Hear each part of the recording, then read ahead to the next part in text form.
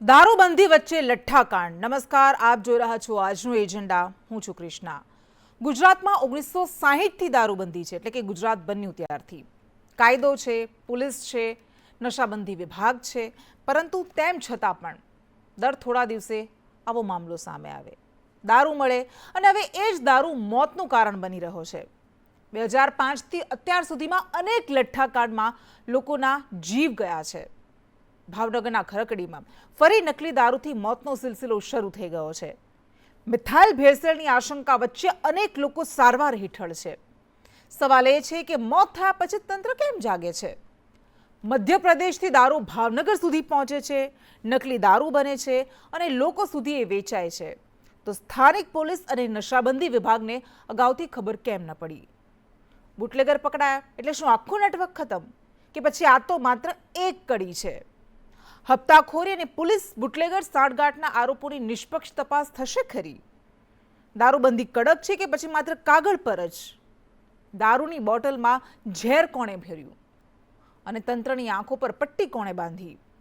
આજના એજન્ડામાં આપણે ચર્ચા કરીશું। બુટલેગર પર કાર્યવાહીથી આગળ વધીને જવાબદારી નક્કી કરવાની છે, પરંતુ એ થશે ખરી?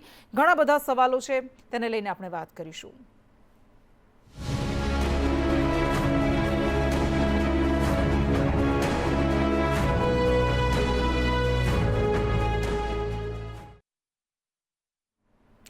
ચર્ચા કરીશું, પરંતુ સૌથી પહેલા જોઈએ કે ભાવનગરના ખરકડી લઠ્ઠાકાંડની ઇનસાઇડ સ્ટોરી શું। આખી ઘટનામાં સૌ પહેલા મધ્યપ્રદેશના ઉજ્જૈનથી બુટલેગરોએ વિદેશી દારૂની 230 બોટલ ભાવનગર લાવ્યા। અમદાવાદ ગ્રામ્યથી જથ્થો ભાવનગર લવાયો। ભાવનગરના વર્તેજમાં બુટલેગરના ઘરે નકલી દારૂ બન્યો। બુટલેગરોએ પોતાના ઘરે જ દારૂમાં ભેળસેળ કરી। ગૌતમ સોલંકી, રઈશ, મુકેશે ઘરે જ દારૂમાં ભેળસેળ કરી, જેમાં આરોપી ગૌતમ સોલંકી ભાવનગરનો બુટલેગર છે, તો આરોપી રઈશ અને મુકેશ મૂળ મધ્યપ્રદેશના ઉજ્જૈનના। આ લોકોએ વિદેશી દારૂની બોટલમાં ભેળસેળ કરી મિથાઇલ નાખી દારૂ બનાવ્યાની પોલીસને આશંકા છે। એટલું જ નહીં, બુટલેગર ગૌતમ સોલંકીએ નકલી દારૂનું વેચાણ કર્યાનો પણ આક્ષેપ છે। આ તરફ નકલી દારૂ બનાવ્યા બાદ તાજેતરમાં જ ખરકડી ગામની વાડીમાં 2 દિવસ પહેલા યુવકોની દારૂ પાર્ટી યોજાઈ। ખરકડીના વિશ્વરાજસિંહ ગોહિલે આ દારૂ પાર્ટી યોજી હતી અને પોલીસ ભરતીમાં સિલેક્ટ થતા તેણે 3 મિત્રોને દારૂ પાર્ટી આપી હતી।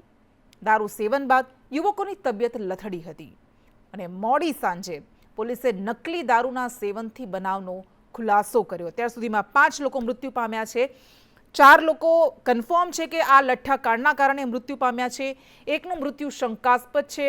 આ દારૂનું સેવન કર્યા બાદ 5 ગામના 22 લોકો બીમાર પડ્યા હતા અને એમાંથી 2ની હાલત, આ 22માંથી અત્યારે 20 લોકો 18 જે છે સારવાર હેઠળ છે, એમાં 2 એવા છે કે જેમની હાલત ખૂબ જ ગંભીર માનવામાં આવી રહી છે। 4 લોકો અત્યારે આઈસીયુમાં સારવાર હેઠળ છે, એટલે તમે સમજી શકો છો એવી પણ શક્યતા છે કે મૃત્યુઆંક હજુ પણ વધી શકે છે અને 2 લોકો અત્યારે વેન્ટિલેટર પર છે। આ લઠ્ઠાકાંડ આ પહેલી વખત નથી બન્યો ગુજરાતમાં। આ પહેલા પણ ગુજરાતના અલગ અલગ જિલ્લામાં આવો જ લઠ્ઠાકાંડ સામે આવ્યો છે। અનેક લોકોના મૃત્યુ થયા છે। 40 કરતાં વધારે છેલ્લે જે લઠ્ઠાકાંડ સામે આવ્યો હતો એમાં લોકો મોતને ભેટ્યા હતા, પણ દર થોડા સમયે સમયાંતરે આવી ઘટના બને અને ગુજરાતની દારૂબંધી પર સવાલ ઊભા કરે। આ દારૂબંધી કાગળ પર જ છે કે ખરેખર એનું વાસ્તવિક અમલીકરણ થાય છે, એવા સવાલો ઉઠે। અત્યારે એસએમસીની ટીમને દોડાવવામાં આવી છે। ગૃહમંત્રીએ પોતે બેઠક કરી હતી આ મામલે, નાયબ મુખ્યમંત્રીએ, અને હવે તપાસનો ધમધમાટ શરૂ કરવામાં આવ્યો છે। કેટલા બુટલેગરો સંડોવાયેલા હતા, કોણ કોણ અહીંયાના જ હતા, ભાવનગરના હતા, મધ્યપ્રદેશથી કેટલી બોટલ, કારણ કે અત્યારે જે માહિતી મળી રહી છે 250 બોટલ દારૂ લવાયો હતો એવી અત્યારે માહિતી મળી રહી છે, પરંતુ હકીકત શું છે એ પોલીસ તપાસ કરશે, ત્યારબાદ ખબર પડશે। પણ સૌથી મોટો સવાલ એ થાય કે મધ્યપ્રદેશથી દારૂ ભાવનગરના ગામડા સુધી પહોંચી જાય છે, ખબર નથી પડતી। અને ટોટલ 22 લોકો અસરગ્રસ્ત થયા છે, જે પૈકી 18 લોકો સારવાર હેઠળ છે અને બાકી 4 લોકોની મૃત્યુ થઈ છે।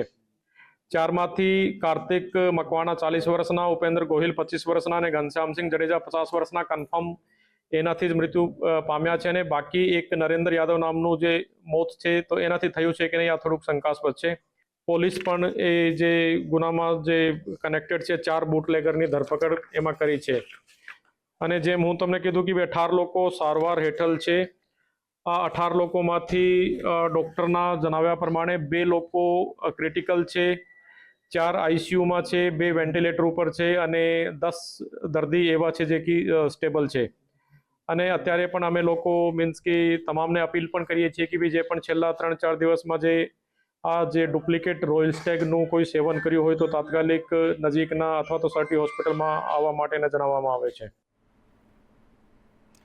એટલે તમે સાંભળ્યું કે જે પણ લોકોએ આ રોયલ સ્ટેગ આ બોટલ છે વિદેશી બ્રાન્ડની, પરંતુ એમાં આ દારૂ ભેળવવામાં આવ્યો હતો, આ લઠ્ઠો ભેળવવામાં આવ્યો હતો, ઝેર ભેળવવામાં આવ્યું હતું. એટલે જો કોઈએ પણ આ દારૂનું સેવન કર્યું છે તો પોલીસ તરફથી કહેવામાં આવ્યું છે, પ્રશાસન તરફથી કહેવામાં આવ્યું છે કે તેઓ સામે આવે, તેમને અસર હોય કે ન હોય, કારણ કે બની શકે કે સમય જતાં પણ તેની અસર દેખાય અને ગંભીર પરિણામો લાવે. પરંતુ અનેક સવાલો ઉઠી રહ્યા છે કે નકલી દારૂનું આખું નેટવર્ક ઝડપાય છે ત્યાં સુધી એસએમસીને ખબર કેમ નથી પડતી? બુટલેગરોને પકડવાથી જ કેસ પૂરો થઈ જશે કે પછી આખી જે સપ્લાય ચેન છે ત્યાં સુધી પહોંચવાની કોશિશ થશે? જો શું સ્થાનિક પોલીસ અને અધિકારીઓ કે જેઓ પોતાના કામમાં નિષ્ફળ ગયા છે એમની સામે કોઈ કાર્યવાહી થશે કે કેમ? મુખ્ય આરોપી રઈસ કે જે ઉજ્જૈનનો રહેવાસી છે અને એ લોકો અહીંયા ભાવનગરના વર્તેજમાં આવીને દારૂ બનાવતા હતા.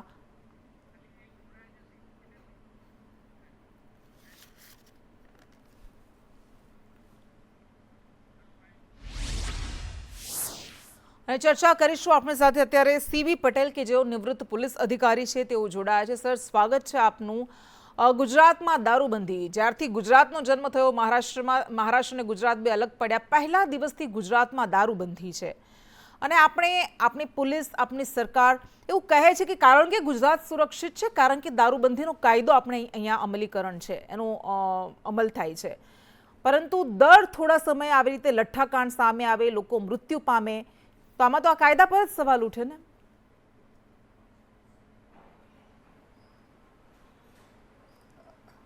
એટલે આમાં જે પ્રમાણે જે કાયદાનો અમલ થાય છે ને એના માટે એસએમસી છે, સ્ટેટ મોનિટરિંગ સેલ છે અને લોકલ એલસીબી છે, ક્રાઇમ બ્રાન્ચ છે, પીસીબી લોકલ જે હોય અવારનવાર કેસો કરે છે અને પોલીસને બીજી પણ કાયદો વ્યવસ્થાને જાળવવાની બીજી પણ કામગીરી કરવાની હોય છે.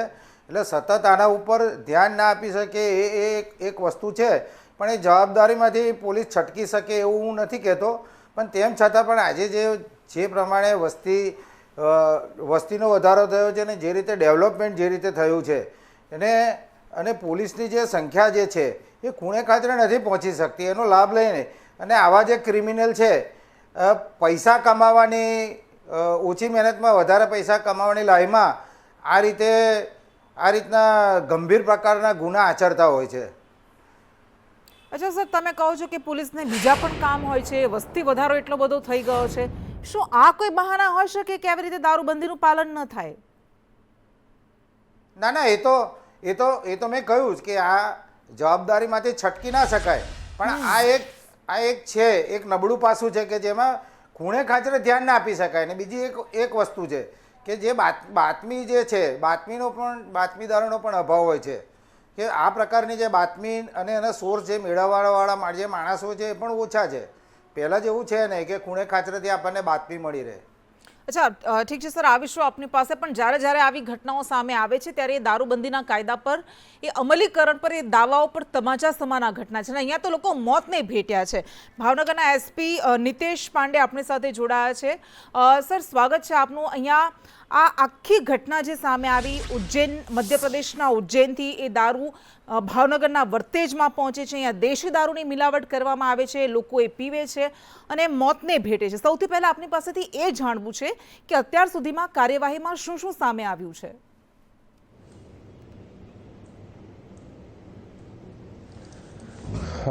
કાલે બપોર પછી જ્યારે અમારા ધ્યાન ઉપર આવતા કે સર્ટી હોસ્પિટલ અને અહીંયા જે છે અમુક લોકો જે અહીંયા ઇલાજ લે છે એની તબિયત સારી નથી અને આનું કારણ જે છે પોસિબલી સેવન જે એક શંકાસ્પદ મટીરિયલ જે લિક્વિડનું હતું, તો એમાં અમે વધુ તપાસ કરતાં એવું ધ્યાન ઉપર આવ્યું કે આ લોકો જે છે બધા જે રોયલ સ્ટેગની ડુપ્લિકેટ બોટલનું સેવન કર્યું હતું બધા લોકોએ.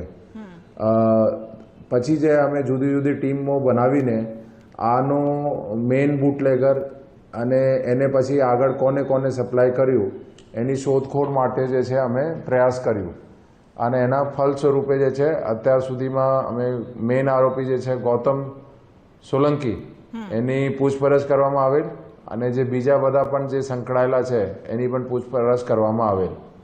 અચ્છા, ગૌતમ સોલંકી બુટલેગર છે?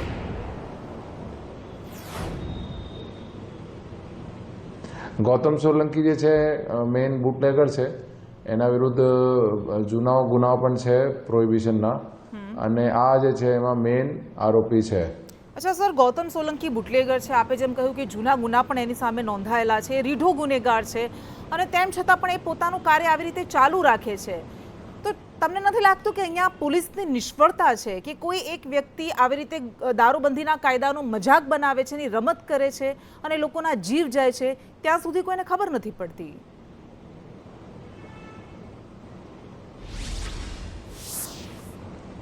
પોલીસ જે છે દારૂબંધીના કાયદાના ભાવનગર પોલીસ અને ગુજરાત પોલીસ પણ જે છે કડક અમલવારી માટે કટિબદ્ધ છે અને ઘણા બધા જે કેસીસ પોલીસ દ્વારા કરવામાં આવેલ છે અને અમારા જિલ્લાની કહું તો છેલ્લા 1 વર્ષની વાત કરું તો ઘણા બધા કેસીસ ઘણા બધા બુટલેગર વિરુદ્ધ કાર્યવાહી કરવામાં આવેલ છે.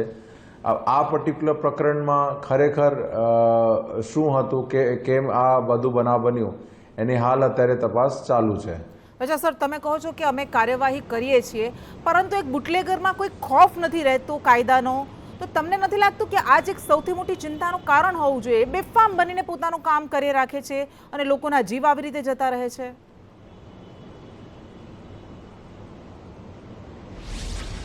નહીં, જે આ જે બધું જે થયું આ બહુ દુઃખદ છે અને આ બાબતે પણ અત્યારે જે છે પોલીસ જે છે કડક પગલાં લે છે અને આવતા સમયમાં પણ પોલીસ કરશે અને અમે પૂરી ટ્રાય કરીએ કે જે કાયદા છે એનો કડકના કડક અમલ કરવામાં આવે. હા સર, દુઃખદ ઘટના તો છે, તપાસ પણ કરાશે, હવે બધું થશે, પરંતુ સવાલ એ થાય કે અહીંયા સ્થાનિક પોલીસને, કારણ કે મધ્યપ્રદેશના ઉજ્જૈનથી દારૂ આવ્યો છે, પહેલી વખત તો નહીં આવ્યું હોય, એમની મોડસ ઓપરેન્ડી હશે કે ત્યાંથી દારૂ લાવતા હશે, આવી રીતે મિલાવટ કરતા હશે અને પીતા હશે. આ મર્યા લોકો મૃત્યુ પામ્યા એટલે આખો મામલો સામે આવ્યો. તો આ જ સૌથી મોટી નિષ્ફળતા છે ને કે સ્થાનિક પોલીસને ખબર જ નથી પડતી.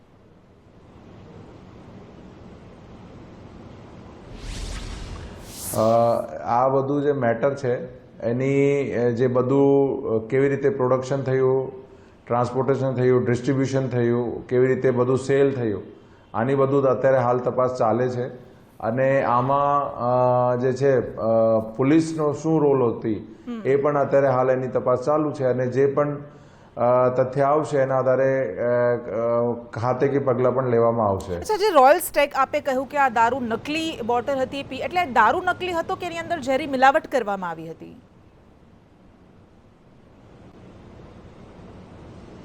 જે આ જે દારૂ હતું એ નકલી હતું, એટલે ડુપ્લિકેટ હતું અને આમાં આ લોકો જે પણ એમાં મિક્સિંગ કર્યું હશે એમાં કોઈ વાંધાજનક વસ્તુ હશે એના કારણે જે છે એને જેને પણ સેવન કર્યું આની તબિયત જે છે લથડી ગઈ અને અમુકને એમાં ડેથ પણ થઈ છે.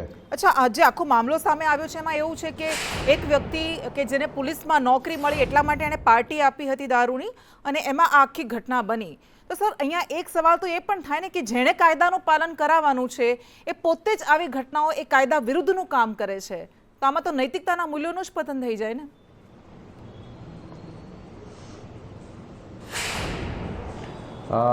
બેન, જે એમાં જેટલા લોકો પણ સેવન કર્યું છે એને અત્યારે હાલ પૂરસ્પર્શ ચાલે છે અને કેવી રીતે એ લોકો સેવન કર્યું, કોનાથી લીધું, શું સંજોગો હતા એની પણ હાલ જે અત્યારે તપાસ ચાલુ છે. અચ્છા સર, ગૃહમંત્રીએ બેઠક બોલાવી ડીજીપીની અને અધિકારીઓની અને આદેશ પણ આપ્યા છે, એસએમસીને પણ દોડતી કરી છે, તો એસએમસીને દોડવું પડ્યું છે. આપને લાગે છે કે સ્થાનિક પોલીસ, ભાવનગરની પોલીસ નિષ્ફળ ગઈ?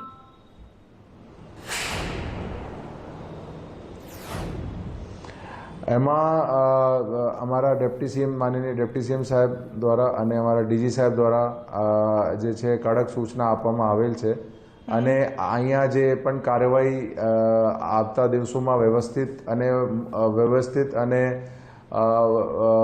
સ્ટ્રોંગલી થાય એના માટે જે છે ખાસ એસએમસીની ટીમ જે છે મોકલવામાં આવેલ છે, જે વધારે આ તપાસ જે થાય અસરકારકતા વધે અને એમાં પછી કડકમાં કડક જે સજા આપવામાં આવે ટ્રાયલ પછી, એટલા માટે આ બધું જે એક્શન લેવામાં આવેલ છે.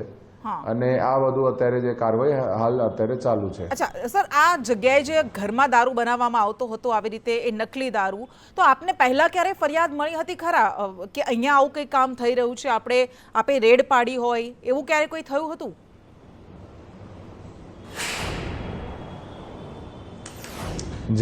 અમે પહેલા પણ કીધું કે આ બધું મેટરમાં કેવી રીતે આનું પ્રોડક્શન થયું, કેવી રીતે એનો ટ્રાન્સપોર્ટેશન, ડિસ્ટ્રીબ્યુશન અને સેલ થયું એની તપાસ ચાલે છે. અને આમાં પહેલા શું પોલીસને જાણકારી જે પણ હોય એની પણ અત્યારે જે છે એ પણ તપાસનો વિષય છે. અચ્છા સર, એક સવાલ, આ વર્તેજ પોલીસ સ્ટેશનની હદમાં આ બનાવ બન્યો છે, તો જે પણ જવાબદાર પોલીસ અધિકારીઓ છે, પોલીસ કર્મચારીઓ છે, એમની સામે કોઈ એક્શન લેવાશે ખરા નિષ્ફળતા બદલ કામગીરીમાં? એમાં અમુક કર્મચારીઓ વિરુદ્ધ જે છે ખાતાકીય પગલાં લેવામાં આવેલ છે. અને આવતા દિવસોમાં પણ અગર કોઈ વધુ એવું ધ્યાન ઉપર આવે કે કોઈનો જે રોલ હતો પોલીસ કર્મચારીનો, અગર કોઈ એમાં કોઈ ઇસ્યુ હોય તો પણ એમાં એક્શન લેવામાં આવશે. સર, એક સવાલ બહુ જ મહત્વનો છે, આ માત્ર ભાવનગર પૂરતો નથી. જ્યારે પણ આવી ઘટના બને છે ત્યારે આ સવાલ આવે છે અને લોકોએ ફરિયાદો કરે છે. લોકોમાં એક માનસિકતા આવી ગઈ છે, એક છાપ પડી ગઈ છે પોલીસની કે પોલીસ પોતે જ હપ્તા લે છે, પોલીસ પોતે જ આમાં મળેલી હોય છે, મિલીભગતનો આખો ખેલ ચાલે છે. તો શું તમને લાગે છે કે આ ખરેખર એક ખૂબ મોટી ગંભીર વાત છે? અહીંયા પોલીસની ક્રેડિબિલિટી પર સવાલ ઉઠે છે. બેનો, હું આ બાબતમાં બાબતનું સમર્થન નથી કરતા. ઘણી વખત ગુજરાત પોલીસ, અમારી ભાવનગર પોલીસ મહેનત કરે છે. બિલકુલ. અને આ ધારો કે કાયદા વ્યવસ્થા જળવાઈ રહે, આપનો પ્રોહિબિશનનો કાયદો એનો કડક અમલવારી થાય અને પોલીસ બહુ જ કટિબદ્ધ છે. ઘણા કિસ્સાઓમાં પોલીસ જે છે એમાં પોલીસને રિસ્ક લઈને પણ કામગીરી કરે છે. તો હું આવો વાતને સમર્થન નથી કરતા. આ એક જનરલ પોલીસ વિરુદ્ધ એક એવું આક્ષેપ નહીં કરી શકાય. અને પોલીસ વ્યવસ્થિત કાર્યવાહી કરે છે. અને જ્યારે પણ એવું ધ્યાન ઉપર આવે છે કે અમુક કર્મચારી એવું કરતા હોય, કોઈ નિષ્કાળજી કે કોઈ પણ બેદરકારી હોય, તો ફિર પોલીસ એક્શન પણ જે છે, કડક એક્શન જે છે આ લોકો પોલીસ કર્મચારીઓ વિરુદ્ધ કે અધિકારીઓ વિરુદ્ધ પણ લેવામાં આવે છે. જી બિલકુલ સર, ખૂબ ખૂબ આભાર આપનો સંદેશની સાથે વાત કરવા માટે. કારણ કે લોકોને પોતાના અનુભવ હોય એટલા માટે લોકો આ વાત મૂકતા હોય છે. સ્વાભાવિક છે કે તમામ પોલીસ કર્મીઓ ક્યારેય આવા નથી હોતા, કેટલાક એવા હોય છે જેના કારણે ખાખીને કલંક લાગે છે. આપણે અન્ય ગેસ્ટ આપણી સાથે જોડાયા છે, એમની સાથે પણ વાત કરીએ. ઉત્તમ પરમાર, કેવો ગાંધીવાદી છે. ઉત્તમભાઈ, ગુજરાતમાં દારૂબંધી, જ્યારે બહારના રાજ્યના મધ્યપ્રદેશના મુખ્યમંત્રી હતા એ સમયે, રાજસ્થાનના મુખ્યમંત્રી હતા અશોક ગેહલોત, એમણે આવીને જ્યારે અહીંયા કહ્યું હતું કે ગુજરાતમાં જોઈએ એટલો દારૂ વેચાય છે, ત્યારે એ સમયમાં સરકારમાં બેઠેલા લોકોએ, ભાજપના નેતાઓએ ખૂબ હલ્લાબોલ કર્યો હતો કે આ તો ગુજરાતને બદનામ કરવાનું ષડયંત્ર છે. પણ તમને લાગે છે કે આવી જ ઘટનાઓ એ સાબિત કરે છે?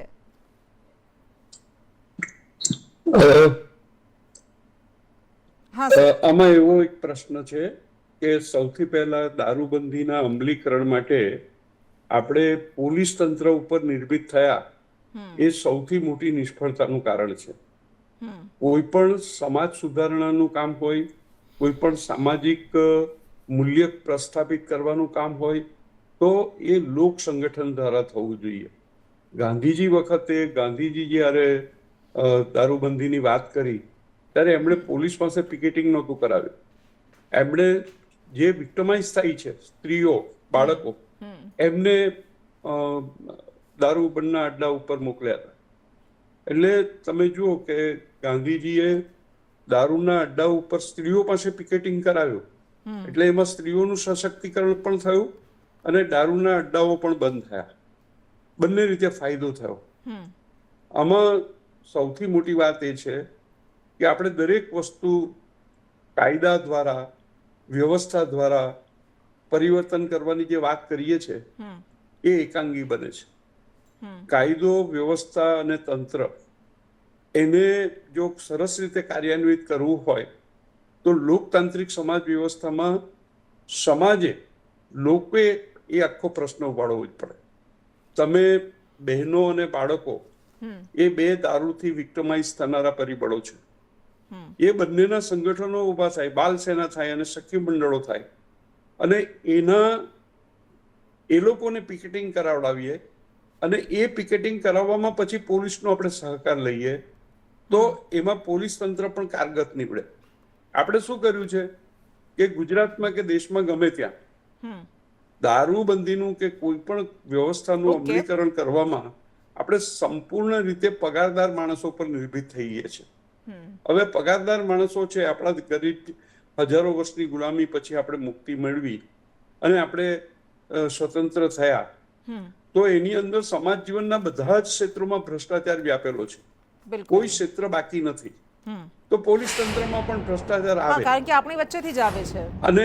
અને એના માટે પોલીસ તંત્રને જો ભ્રષ્ટાચારથી મુક્ત કરવું હોય તો જેમ રાજકારણીઓ ઉપર પ્રજાનું નિયંત્રણ જરૂરી છે તેવી જ રીતે વહીવટી તંત્ર ઉપર પણ પ્રજાનું નિયંત્રણ જરૂરી છે.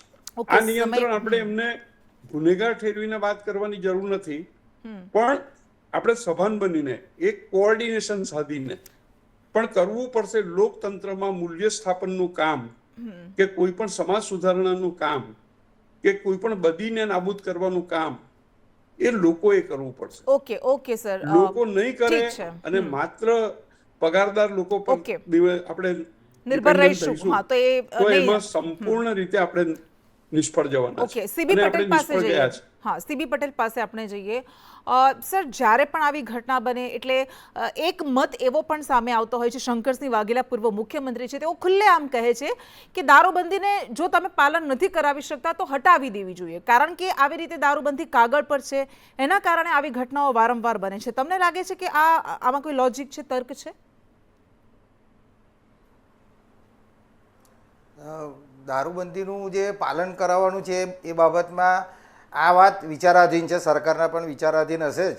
પણ હમણાં જે ઉત્તમભાઈ પરમારે જે વાત કરી કે બાળકો અને સ્ત્રીઓ મારફતે જે પિકેટિંગ કરાવવાનું, એ તો એક એને રોકવાની વાત થઈ, પણ યુવાનોની અંદર જે આ દૂષણ જે ફેલાયેલું છે એ માટે શૈક્ષણિક અને સામાજિક રીતે જ એ લોકોની અંદર જાગૃતિ આવે અને યુવાનો આ દૂષણથી દૂર રહે તે માટે પણ એક સામાજિક અને શૈક્ષણિક રીતે જાગૃતિ લાવવા માટેના પ્રયત્નો કરવાની જરૂર છે. અને દારૂબંધી જે છે એ હટાવી કે આનો ફાયદો જે ગુનેગારો છે કોઈ પણ રીતે લેતા હોય છે. પોલીસ તો એને પકડવા માટે તત્પર જ હોય છે, પણ જે પોલીસની પદ્ધતિથી વાકેફ થયેલા આ ગુનેગારો જગ્યાઓ બદલીને આ ગુના આચરતા હોય છે. એટલે આ બાબતે થોડોક વધારે પોલીસે એક્ટિવ થવાની જરૂર છે. અને દારૂબંધી વિશે તો જે ચર્ચા વિચારણા ચાલે છે અને સરકારને વિચારાધીન હશે જ, એ બાબતમાં એ સરકાર જ વિશેષને વધારે કહી શકે ને કરી શકે. ઠીક છે. હા, પણ આમાં તો એવું થાય છે કે તમે જેમ ઉત્તમભાઈએ પણ કહ્યું કે લોકોએ પણ આમાં આવવું જોઈએ, મહિલાઓ પણ વારંવાર રેડ પાડતી હોય છે, જનતા રેડ, પણ છેવટે શું થાય છે, માત્ર 2 દિવસનું બધું ચાલે ને ફરી પાછું 3જા દિવસે વેચાવાનું ચાલુ થઈ જાય. તો લોકોને તો આમાં ડર લાગે કે અમે આમાં સામેલ થઈશું તો ઉપરથી અમારા પર. હા, ઓકે, સમય આપણી પાસે એટલે જ ને શૈક્ષણિક અને સામાજિક રીતે જાગૃતિ લાવવાની જરૂર છે. ઓકે, સમય આપણી પાસે ઓછો છે, માફ કરશો. આ બંને મારી સાથે જોડાયા, આપનો ખૂબ ખૂબ આભાર. તો આજની આ ચર્ચા છે, પરંતુ આ ચર્ચા પૂરતી સીમિત ન રહેવી જોઈએ. દર વખતે લઠ્ઠાકાંડ થાય અને આપણે ચર્ચા કરીએ અને એનું એ જ ચક્ર ચાલતું રહે, એનો કોઈ અર્થ નથી. લઠ્ઠાકાંડ માત્ર એક બુટલેગરનો ગુનો નથી, આખી સિસ્ટમ માટે અલાર્મ છે. ગુજરાતમાં દારૂબંધી છે, પોલીસ છે, તેમ છતાં દારૂ લોકો સુધી પહોંચે છે, તો એ ખરેખર ખૂબ જ ગંભીર વાત છે અને એના માટે સરકારે, પોલીસે, લોકોએ, સમાજે સૌ કોઈએ જાગૃત થવું પડશે. નમસ્કાર.